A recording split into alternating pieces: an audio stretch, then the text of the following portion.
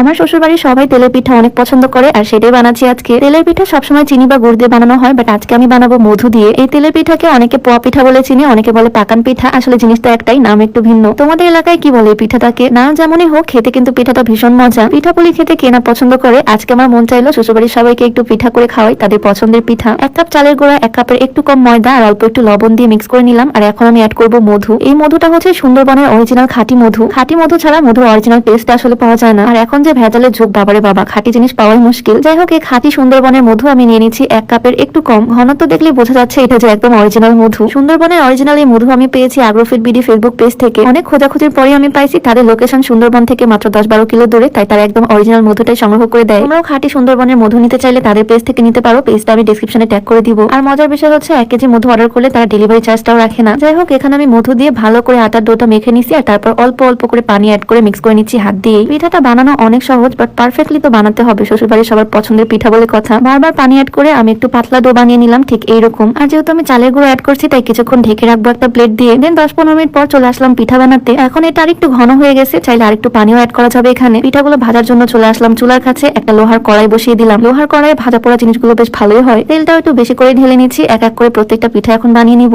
গোল টাইপের একটা চামচ নিচ্ছি যাতে ইজিলি পিঠাগুলো বানাতে পারি। আগে আম্মু চুলার পারে বসে বসে পিঠা বানাতো আর আমি পাশে দাঁড়িয়ে দাঁড়িয়ে দেখতাম। আর এখন আমি নিজ হাতেই পিঠা বানাচ্ছি বাসার সবার জন্য। দেখো পিঠাগুলো কি সুন্দর করে ফুলে উঠতেছে। তেলের পিঠা বানানোর সময় ফুলে উঠলে খুব খুশি লাগে, মানে দেখতেই ভালো লাগে ফোলা ফোলা পিঠাগুলো। প্রথমের দিকে একটু এবড়ো থেবড়ো হলেও আস্তে আস্তে 2-3টা বানানোর পর একদম পারফেক্টলি হয়। কালারটাও দারুণ আসতেছে, পিঠাগুলোর ফুলতেছেও খুবই সুন্দর ভাবে। আমি পুরো 1 প্লেট পিঠা বানিয়ে নিবো এক এক করে। আচ্ছা, পিঠাপুলি কার কার পছন্দ বলো তো? আসলে মধু দিয়ে পিঠা খুব কম অঞ্চলে বানায়। মধু ইউজ করলে টেস্টটা একদম অন্যরকম আসে, খেতে ভীষণ মজা লাগে, অন্যরকম একটা টেস্ট। বকবক করতে করতে সবগুলো পিঠাই আমি বানিয়ে নিছি। পুরো 1 প্লেট পিঠা হয়েছে। প্রত্যেকটা পিঠাই ফুলছে, একদম সফট হয়েছে, দেখতে তো ভীষণ লোভনীয় লাগতেছে। ভালো লাগতেছে দেখতে।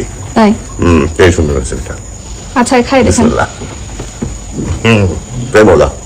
তাই ভালো হয়েছে। সেটা মধু দিয়ে তো করে না, মধুটা ভালো। আব্বুর কমপ্লিমেন্ট শুনে তো আমার মনটাই ভালো হয়ে গেল। উনি অনেক পছন্দ করছে পিঠাটা। আসলে আমি যে কোনো কিছু রান্না করলে বা যে কোনো কিছু বানালে আমার শ্বশুরবাড়ির সবাই অনেক পছন্দ করে, সেজন্য আমি এটা ওটা বানানোর আগ্রহ পাই। মজার মজার খাবার বানিয়ে সবাইকে খাওয়াই আর ভালো ভালো কমপ্লিমেন্ট নিই। সবাইকে টেস্ট করানোর পর আমি আর আমার ননদিনীও বসে পড়লাম পিঠা খেতে। আর আমরা দুজন তো খাওয়ার থেকে দুষ্টামি বেশি করি, পিঠা নিয়েও কি শুরু করে দিচ্ছি। ভিডিওটা কেমন লাগলো অবশ্যই কমেন্টে জানিও। তো দেখা হয়ে যাবে নতুন কোনো ভিডিওতে। সবাইকে আল্লাহ হাফেজ।